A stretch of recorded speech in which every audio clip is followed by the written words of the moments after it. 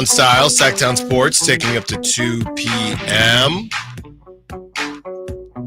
Kings are on a 7-game winning streak in that mess at not the bottom, but towards the bottom of the Western Conference, in that play-in mess, I should say, trying to get out of it. And they've been doing a good job starting to get out of it thanks to Doug Christie riding the hot hands at the right time. So you had a situation, and this was after the Celtics game. And Doug Christie talks about this moment, and this has something to do with Keon as well. But Doug Christie had this to say when he talked about sticking with Devin Carter over Keon while Devin was cooking in that fourth quarter. Here it is. I mean, there's a confidence and a fearlessness in him. First of all, defensively, he's really solid. He's going to be physical. He's going to do everything that we ask on the defensive end. Offensively, like as a rookie, you're always going to be a work in progress, trying to figure it out, all those different things, especially when you haven't played all year. But there was a moment when Keon came up and he was like, D, I'm good. Let the young fella roll. And I was coming to him to say the same thing.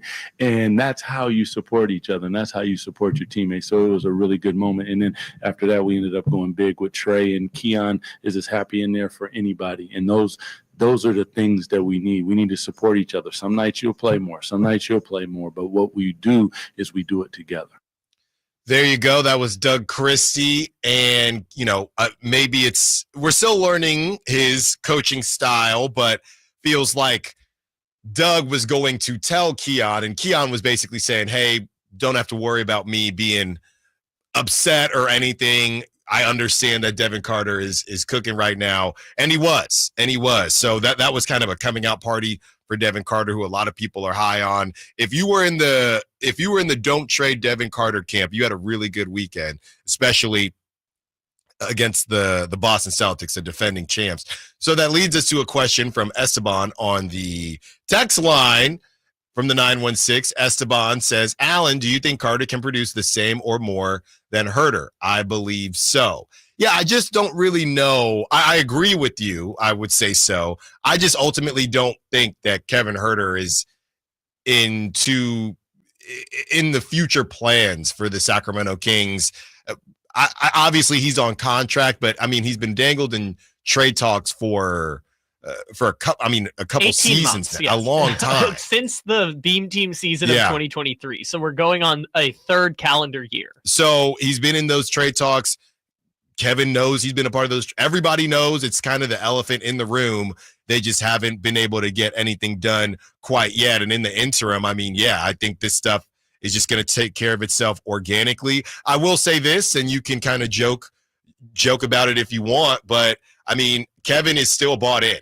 I do think that matters. And when you watch him, when they do a shot to the bench and Kevin Huerter he's standing up with everybody else, feeling it. I mean, winning does cure everything. It's one thing to be sitting. If you've ever had to ride pine before, it's one thing to ride pine or have a lesser role. It's one thing to have a lesser role on a bad team, on a losing team, because you're thinking, I mean, I could be doing that, right? We all have, my dad is that guy, but we all have that friend who a guy drops a pass in the NFL or misses a free throw. I mean, I could do that. I could get paid millions to miss a free throw, right? So when you are losing games, that can be more of the thought process. Malik Monk, I'm not starting, and we're a 10 seed, and we're not even in the play-in. Kevin Huerter, I'm getting less playing time, and we're losing games. When you're winning, obviously, you still want to play, but when you're winning, it's a lot harder to complain in that way. And I'm looking here, 19 minutes for Kevin. Again, no De'Aaron Fox, but 19 minutes for Kevin Huerter against the Celtics, 114-97. He's 0 for 5 from 3, 2 points on the night. He did have 3 steals, so shout out to the 3 steals, but that's just not going to cut it. It's not good enough. Yeah, and that's the interesting conversation about who is part of the future and do they make a move at the deadline or the offseason is when they got Kevin Huerter, it was with the intention of he's probably only going to be on the team for the length of this 3-year contract 4-year contract that he's presently on. It was almost like they were signing him to an extension because Atlanta had just signed him a year earlier and they moved off of him because they traded for DeJounte Murray. But it was like, yeah, he's basically a free agent signing that they acquired through trade. And now his contract is coming up at the end. They don't really see him as part of the long-term future because there's extensions coming for Keegan Murray.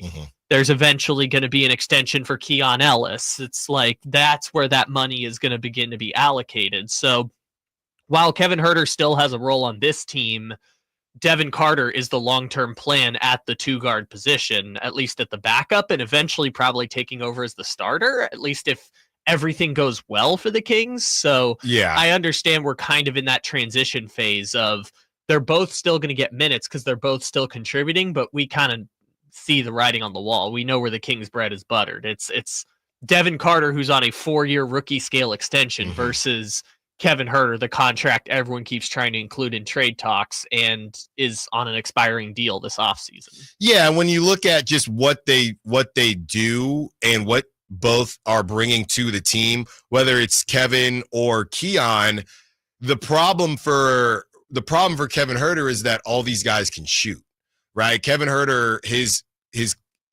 calling card is shooting. But when you have Devin Carter, who is not shy at all when it comes to shooting the basketball, when you have Devin Carter who can get after you defensively and shoot the basketball. Now, look, we're still trying to see what Devin Carter is going to be in this league. It's only been a couple games. But if Devin Carter is going to shoot the basketball like this, and you still have Keon Ellis shooting the basketball, 40% three-point shooter, then you're looking. Now, obviously, Kevin is taller than both of those guys, but when you look at what everybody is bringing to the table, both of those guys do bring more, right? But right now, Kevin Huerter, he understands his role. I believe more so now, especially with them winning.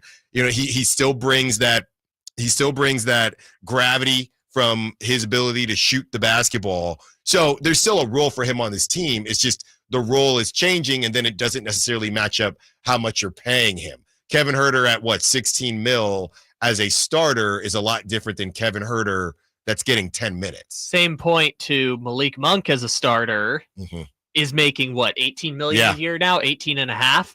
Or 19 and a half on average, but I think it probably escalates. Now Malik Monk's making that $18 million a year, and now he's the starter at the 2, which is part of it also. And to add to your point about Devin Carter, I know he had a great fourth quarter against the Celtics and everything like that, but he's had a couple welcome to the NBA moments as well, too. Yeah. Like the slipping on the floor and just chucking it out to Trey Lyles. Yeah. He got his shot rejected on one play. It's right. like he's had a couple moments where you see, oh yeah, this guy's in his 3rd NBA game. Yeah, we're definitely not talking. Yes, right now we're definitely not talking about Kevin Huerter racking up DNPs. That's not happening. Especially on this team that we're still fully healthy for the first time this year, and you can still say they have bench depth issues. Yeah, that ain't happening. But Kevin Huerter locking in. What was it? I think he was.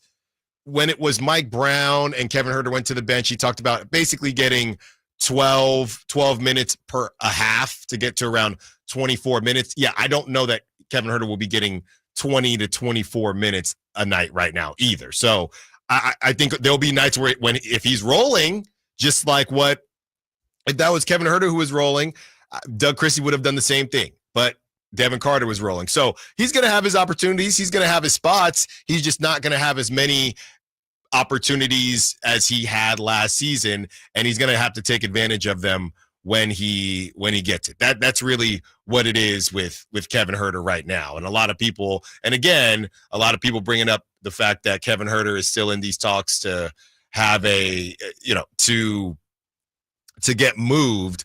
I think it eventually happens, but in the meantime, if you watch the vibes of this team, and I know vibes is really close to being an overused sports term, but if you do watch the vibes and you see Kevin Huerter, he's not pouting, he's not, there are a couple times last season where, I think he didn't close a game and he said, I feel like I could have helped there. So you're not hearing that type of stuff, even though guys aren't playing or not playing as much. So you got to think that everybody is on board now. Again, they're probably not going undefeated the rest of the season.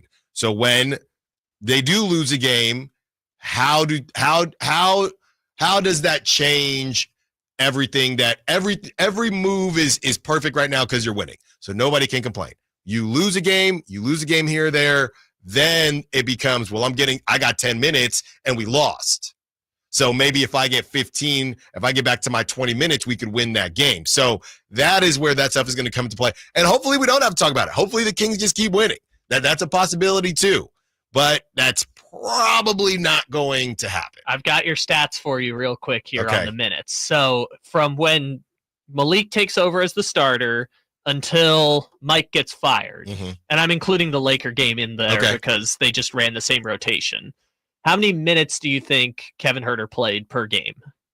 From the moment Mike got let go to now? No, from when Malik was named the starter after the Portland game through Mike getting fired. And again, Laker game included. Yeah, when Kevin said he was getting basically 12 and a half, so I'll say he was playing about 22 minutes a game. 24. Okay, so literally 12 literally 12 and a half. 24.2. In the 7-game winning streak, how many minutes a game do you think Kevin has gotten? Might be ballooned because of no De'Aaron, but, I'm going to say, I don't know, 18 minutes? 16.6. Yeah. 16.6. So we're seeing a decline by 7.5 minutes per game for Kevin Huerter between when he got moved to the bench under Mike Brown and in the winning streak with Doug Christie. And the other part of that, too, is Devin Carter making it and being healthy again. So that has changed things, too, as far as how much time Kevin Huerter is getting. Great stuff there, Kyle. Let's continue the conversation on the bench. And I said something yesterday on social media. I'm not sure that I'm regretting it or not, but I am getting roasted for it. It pertains to one Trey Lyles. I will tell you what it is, and let's discuss on the other side. Allen Stiles, Sactown Sports. Keegan Murray.